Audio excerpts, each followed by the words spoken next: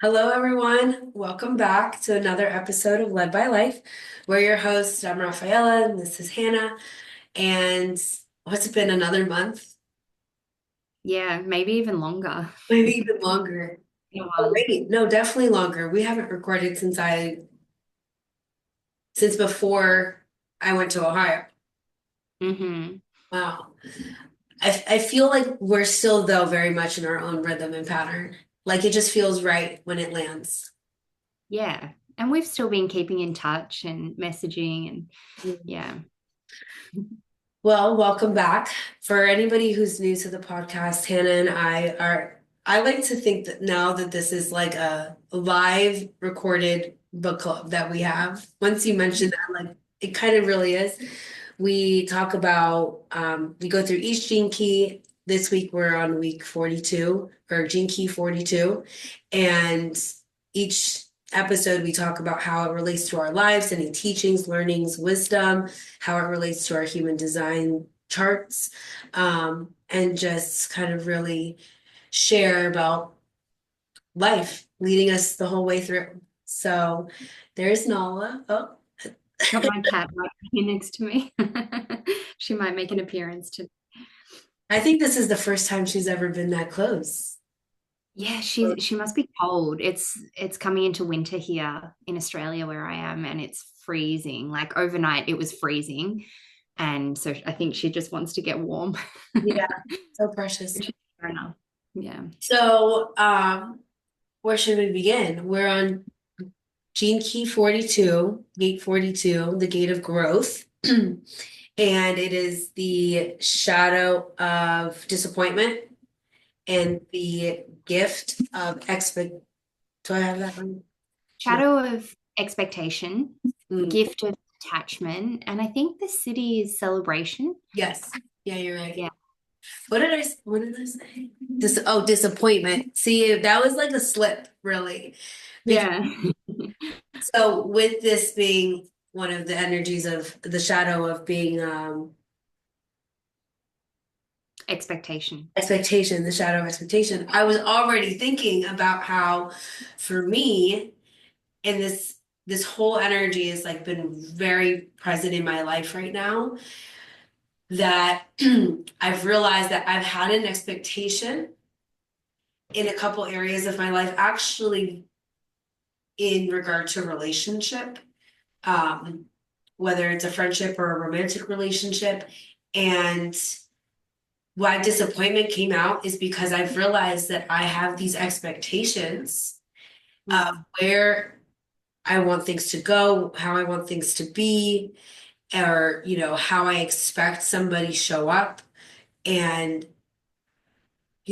in a couple of different areas in my life, I've felt disappointment because I've had this expectation. Mm. Um, so that's probably why that just kind of came out.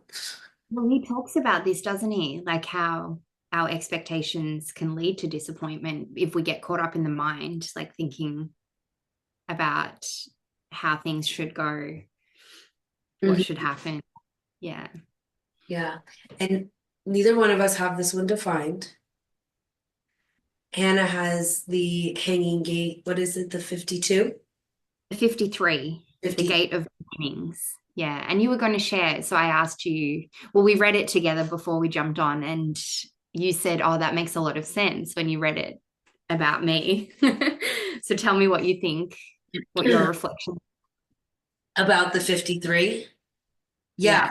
Well, it's called the Gate of Beginnings. And I know we're not there yet, but in each episode, I feel like we talk a little bit about the whole channel, right? Mm. Because of how connected it is and because of the circuitry and the way that energy moves and the story that it tells in each, you know, lane. I don't know what to call it, gate, whatever channel.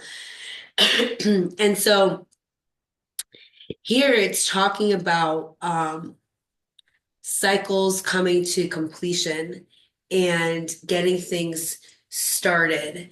And it says, without 42, you are not designed to finish anything you begin, but you can feel frustrated by thinking that you always have to.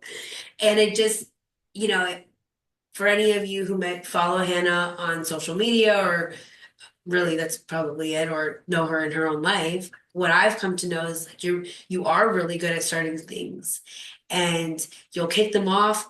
And I think that sometimes you'll get frustrated at not seeing it through. And Mm, like that's very true, but it's also correct for you to not see it through. And I think mm. that that's just like that might be difficult for you. I don't know. You can share with us. It is, yeah, it is difficult because I think it's led to a feeling of failure. Like I'm not finishing things, I'm not following through, I'm not completing things. And I think that that can, I think in the culture that we live in, it's often celebrated if you are able to complete things and follow them through. And at the same time, I think that it's not necessarily that I don't have the ability to complete things because I've had that reflected back to me once a coach said that I have a lot of starting energy. I have a lot of initiating energy. I have the channel of initiation. I'm a manifester.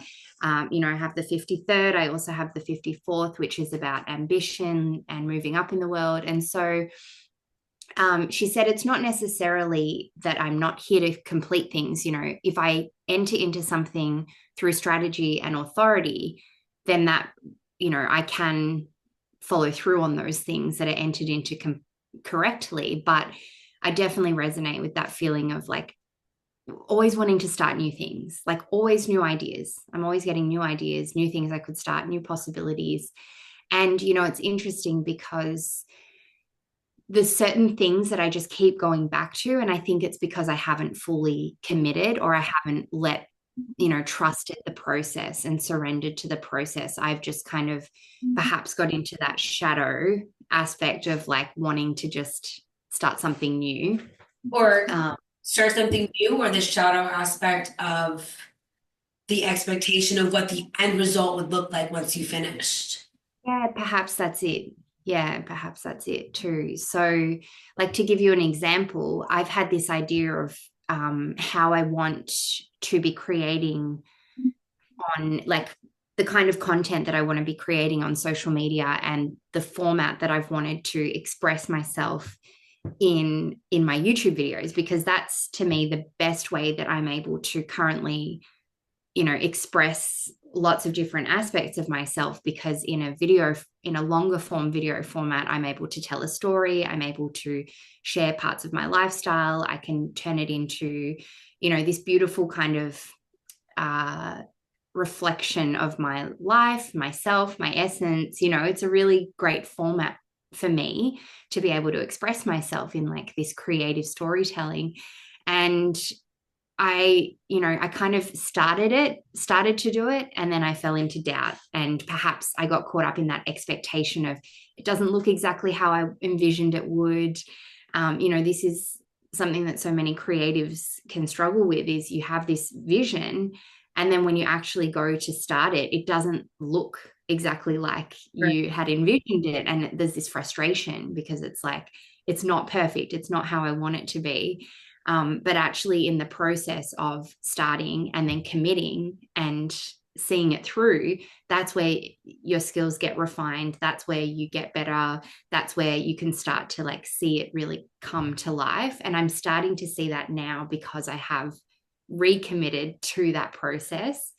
But I suppose what I was saying is that like I just keep going back to it, and that tells me that that's something that I really am here to follow through on. Yeah. And it makes Yeah. me think that like that creation or, experience hasn't fully run its course. And again, within the mind, we have these linear sort of concrete timelines of how life should go. And it Mm, really is not up, it's not really always up to us, No. absolutely.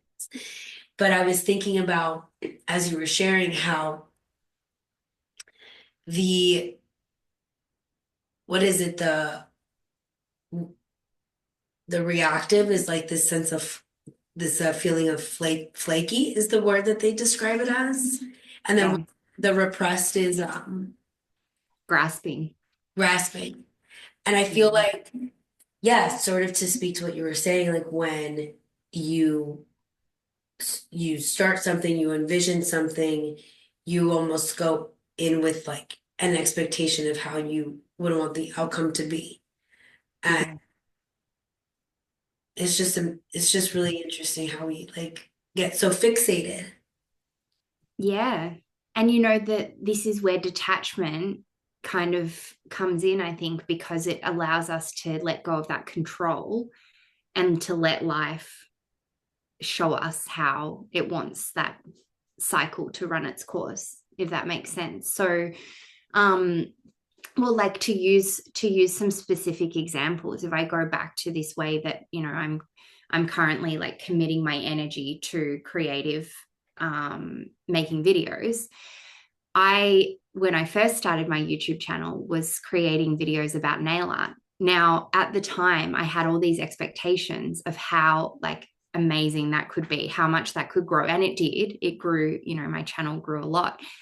And I was one of the first people doing nail art on YouTube and on social media.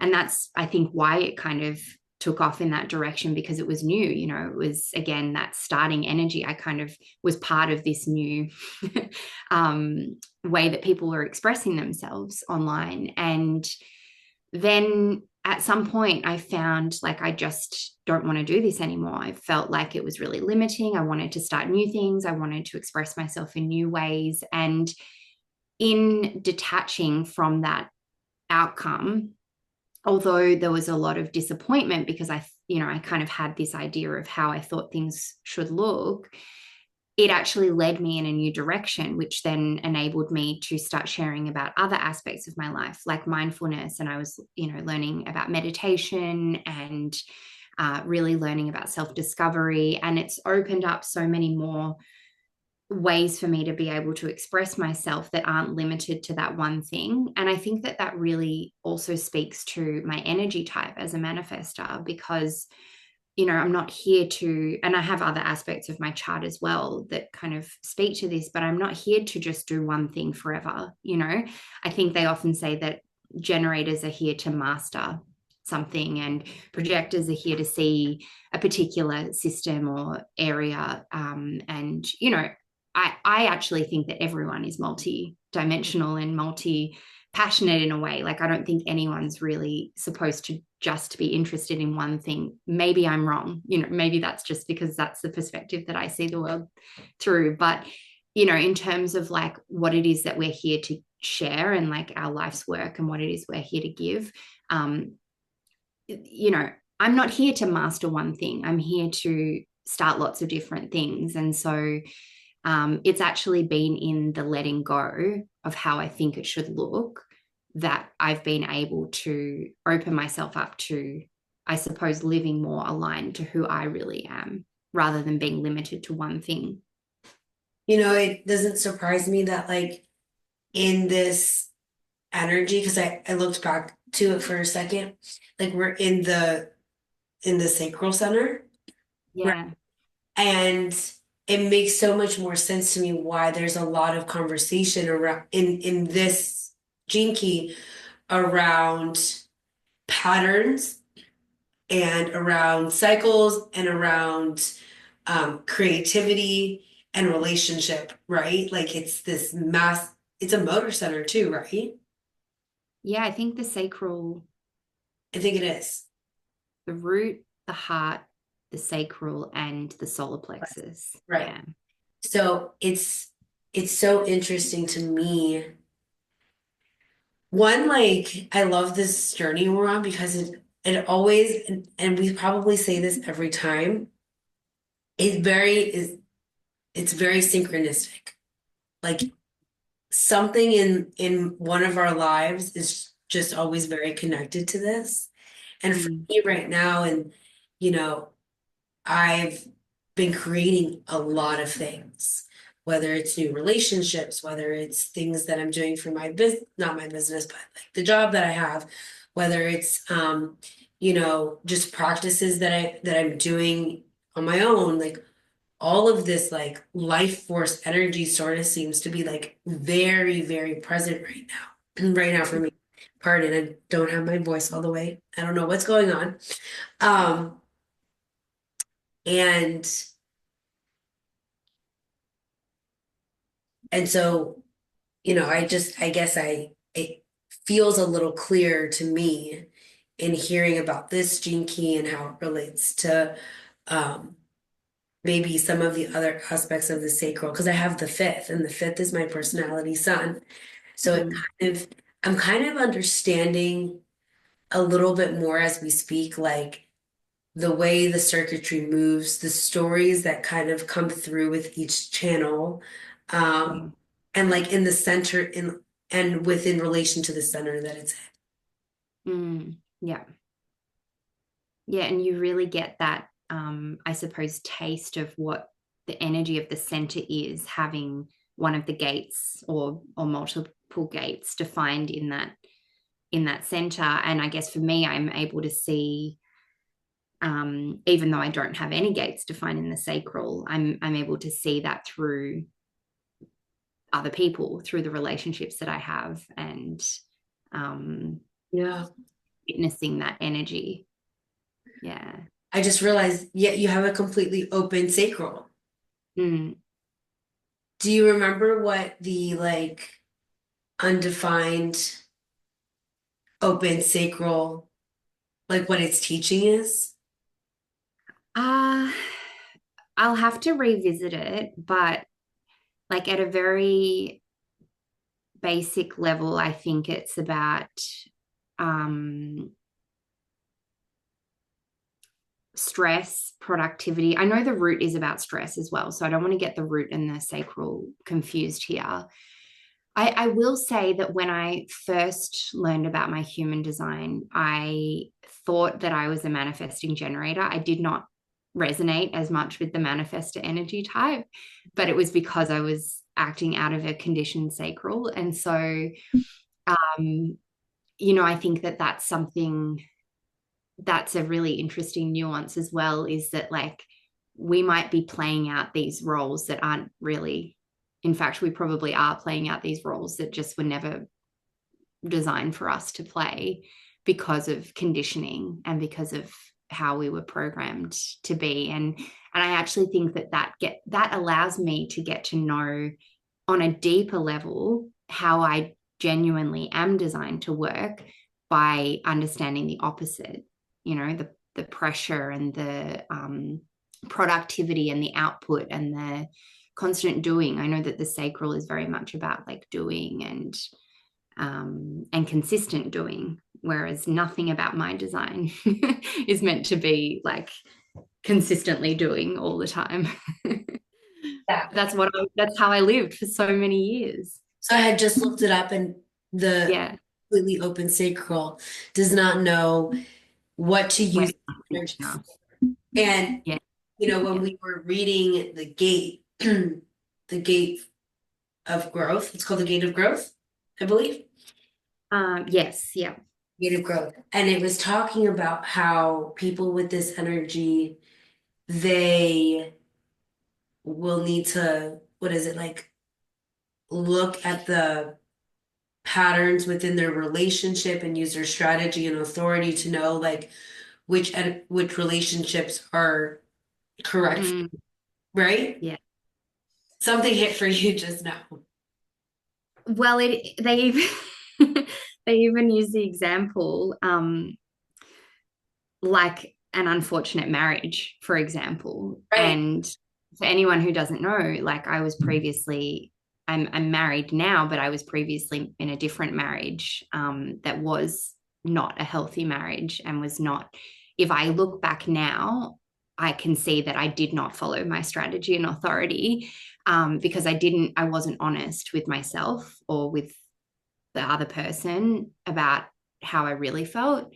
And I didn't follow my heart, which is so I didn't inform myself, the universe, or I wasn't honest with myself, and I wasn't following my heart, and I can see looking back now that that wasn't a correct marriage to enter into. Now, that perhaps was part of my karma to go through that lesson. And so I don't regret it because I learned a lot from that experience, and it brought me to where I am today. And again, I think that I've learned that lesson even more deeply than I ever would have had I not gone through that experience. So it's all divine, like it's all, of course, if I could go back now, I would do it differently, but that's because I know what I know now. I didn't know what I know now back then. Right. All of it is for our use. It's something that I've learned and I've heard. And I Mm, really feel like it's pretty true. Things that have happened can be useful for us. And that's not to like spiritually bypass any actual significant event or experience that somebody has had. Um, but the other part, like what you were saying about like not honoring your strategy and authority and like putting your energy into a relationship that was not correct for you now looking back, right? I noticed like I have the fifth, and the fifth is like my personality sign, so it's actually very important in my whole chart. But I notice now, reading a little bit more about how this is about 7 year cycles, yeah. patterns, expectations, attaching to outcomes or um yeah, so all of those things. I sometimes will fall into relationship, usually romantic relationship or even friendship, Mm, very quickly. And it will be like where all of my energy goes for however long that's there. And then I've noticed though, right? Sometimes it's not necessarily always serving me, but when it starts that way, it usually ends. mm, Some point that cycle is through and done with itself. And I think that that's sort of like an experience I'm having in my life now is that it I'm noticing that I'll enter certain relationships and have an expectation of where I think it should go and at what rate and speed it should be there or whatever. And without use, because for me, like this gate is undefined, so it's more about me like learning the wisdom that is here from this energy. And what I'm kind of picking up right now is that with having the 40-second undefined, for me, it's going to be really like even more so beneficial and helpful to use my strategy and authority and literally asking myself, is this a correct use of my energy? yeah. Yeah. Like even in the smallest thing, right? Like if a friend wanted to go have dinner with me, Yeah. asking myself, is this a correct use of my energy? Do I have the energy to give to this experience or this creation or whatever? And I feel like recently I've been navigating that a lot better for myself. Been having a really good time in life, and it Mm. also keeps flowing. And I happen to be doing, I don't know if I've mentioned to you before, or I don't know if anyone's listening, if you've ever done heart meditation for prosperity. Have I told you about this before that? I don't think so, but it sounds good. Sounds Well, like something I'd be interested in. it's a really powerful prosperity meditation. It just so happens I'm now on week two. So again, there's a mudra that you do. So you move your hands in a particular way, and essentially you're moving your hands in like a circle form right here in front of your what would be sacral. So Wow. a lot of openness that comes through with like this meditation. So it's all just so sort of so beautifully connected. You'll have to send me some more info about that. I think you mentioned something really interesting about following strategy and authority. And I think that this is actually what allows us to surrender Mm. and to trust ourselves and trust life. And I know he mentioned that somewhere. Um, uh, Yeah, I'm not going to try and find it right now, but I suppose that's really what this idea of detachment is detaching from our idea of how we think things should go and trusting that life has a greater plan for us. And so the thing that kind of came up for me when you mentioned strategy and authority is this is really about trusting ourselves, like trusting um, and trusting the relationship that we have with source, because this is how we were designed to be. So if you're following the way that you're designed to be using the tools of strategy and authority, then whatever happens will be correct. And in that way you can surrender control and let life follow its own course, knowing that the only job you have to do is to just follow your strategy and authority. You know, for us, how does that look? Letting people know, letting life know, letting source know, letting yourself know what it is that you intend to do, want to do, and following your heart, listening to your heart, which way you're getting pulled in. And I found like, I think I can really feel into it now, how my strategy and authority works. But it's actually taken surrendering the mental idea of what that looks like. So it's still kind of hard for me to articulate what my strategy and authority is. I don't know about you, but I think that I'm getting a little bit wiser at feeling into how it's wanting to come through me. Yeah. What are your thoughts on that? Well, and what I was thinking is you brought it back up was that like whether you have this, because we are all of it, we've talked about that before. Whether something is defined or undefined for you, I feel like the common practical, tangible thing that maybe we both love about human design is that you have a unique way of expressing Mm, or manifesting or whatever, however you want to say it. And so what rings true throughout all of it is you could have this defined, I could have it undefined, but either way, our relationship to it is still going to be through our strategy and authority. mhm, Um, and so in that sense, like you kind of get a new flavor of that that gate. Like for me now, just having kind of talked a little bit more about it, mhm, I sense that when I'm in the energies of like the sacral, kind of creating a language with that energy center. And I feel like we've done this somewhere before. Maybe, I don't know. You know, well, we only did the circuitry workshop together. Tell me, continue the thought about the language.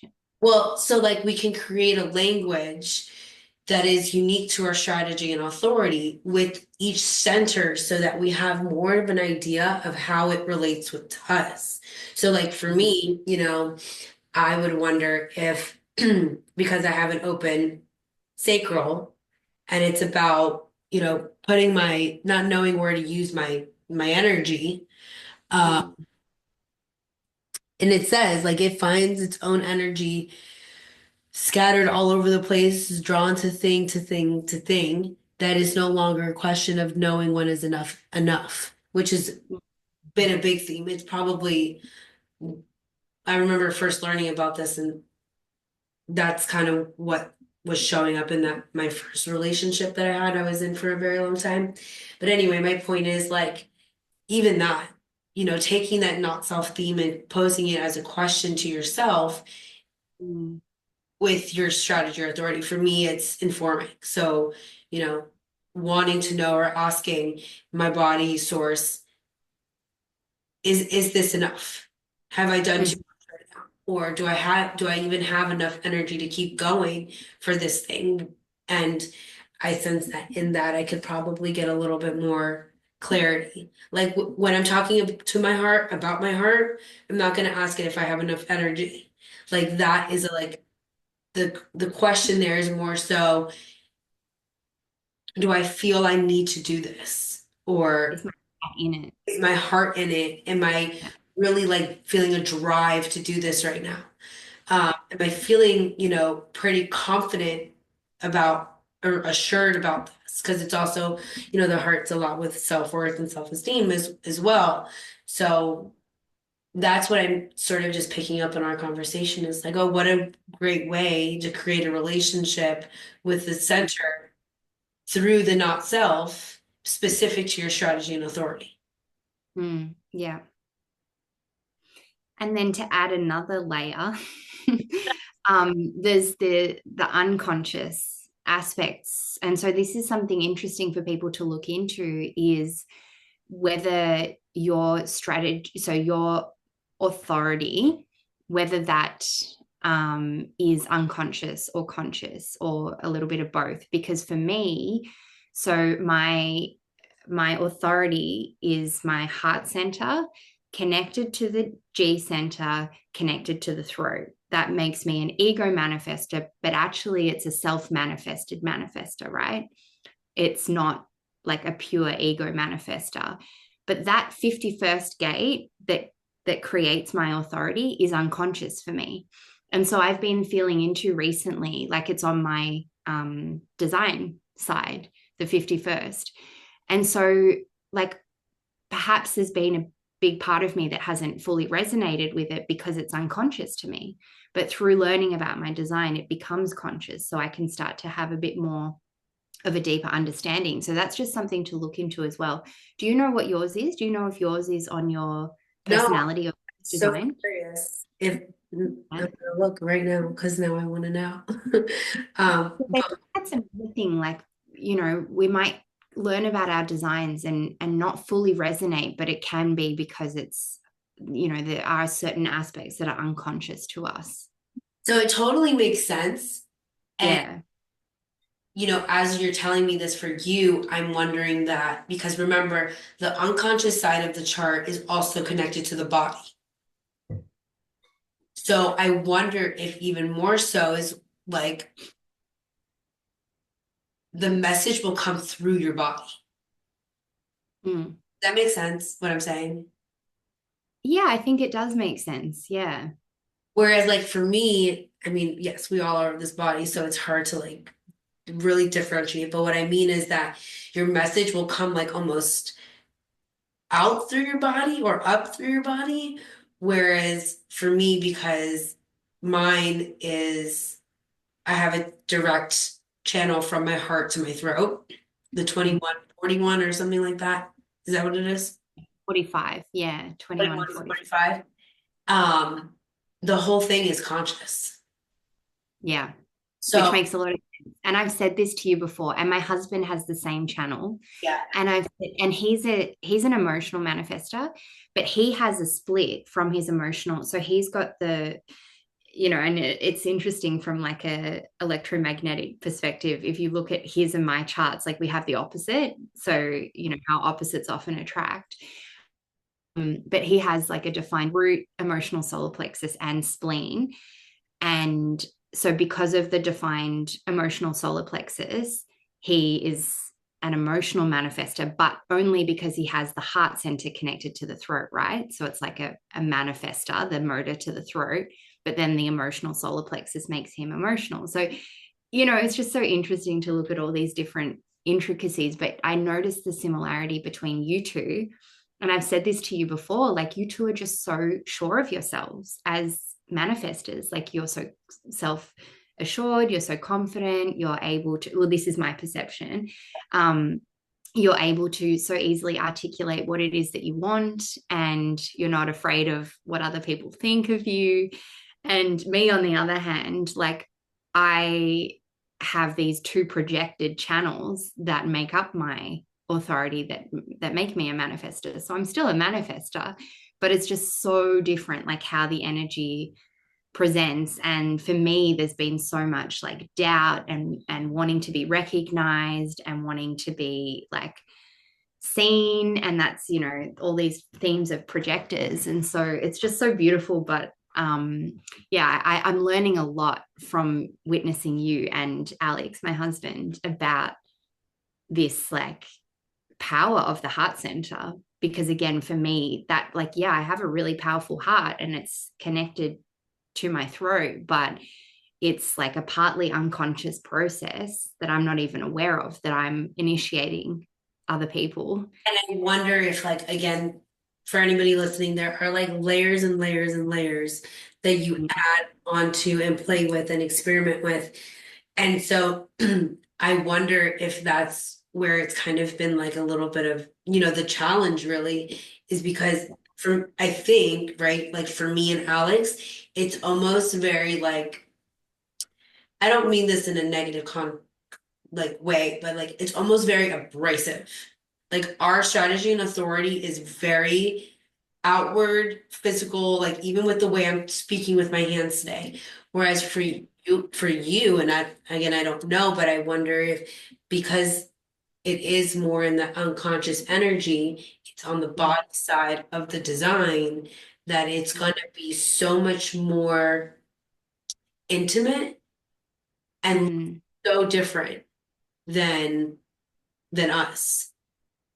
Yeah, and I think it's a huge part of my journey is learning to feel worthy within myself, learning to love myself, as the vessel of love, incarnation cross, learning to recognize myself and see myself. And it's not that I'm not here to make an impact and be seen and recognized by others, but it's that I'm not here to expect that or need that need that external validation. And I think that's what really takes us back to this 40-second gene key is like whenever I have that expectation that other people should see me or recognize me, and or even that expectation of wanting to make a big impact, because I do, like that's one of my heart's desires as a manifester, as an ego manifester, like I want to make an impact. But anytime I'm expecting that, I'm looking for that validation outside of myself, it just leads to disappointment.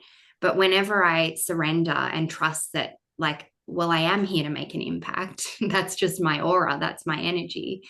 And whenever I can like trust in myself and see that in myself without needing that external validation, it just kind of shows up anyway, that's like, or even when it comes to things like money, like anytime I'm thinking about like, oh, I should be earning more, or I like, why am I not making more money or whatever, like anytime I surrender, that's when it just pops up out of the blue. It like surprises me. Yeah, same, Yeah. same. I feel like, especially with this, when it talks about patterns and cycles and when enough is enough, I can say that for me, whether it's a relationship or a place of work or a particular habit or pattern, I it's like it has to get exhausted, Mm, right? And yeah. I think that that's because of it not being defined for me, right? Like me not being able to like actively participate, consciously actively participate into that pattern of okay, no more, right? Um, but I can just really see it sort of play out. Yeah. Yeah. Mm. Yeah. And I think that kind of goes back to what I shared earlier about like, the marriage that was entered into perhaps incorrectly because I wasn't following my strategy and authority. Like it, it perhaps was a cycle that I still needed to play out in order to really learn the lesson. So, it kind of, it reminds me of one of the other gene keys we read about, and oh, I can't remember the city, but it was divine will. It was about divine will, and essentially it's like, we think that we have control but really like life is playing out in its own way, and I guess the only control we have is, or power perhaps is a better word, is following our strategy and authority to kind of lead us to where we need to go. But life's going to take us where we need to go anyway, you know Yeah. regardless of whatever we're doing. It just might feel like a little bit more easeful, the journey, and a little bit more aligned. And it's just, I think that overall this conversation has been a really good reminder for me of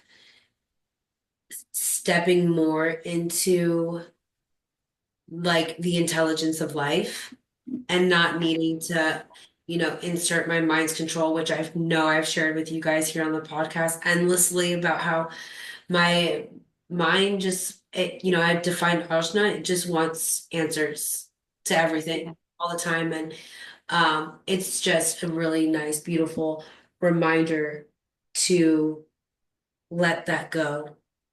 Yeah. Just let it go a little bit. Yeah. Mm, yeah, that's, Oh, thank you. Well, this is a good one. Yeah. that I brings, really like mhm, it brings us to the end of 42. Next time we'll be on 43. I don't know if I have that defined. I don't know if you do. I'm not sure. it. No. My Well, next one is 45. 45 and 46 and 47. I've got 45, 46, 47. we're on some interesting ones here then. Well, thank you everybody, and we'll see you next time.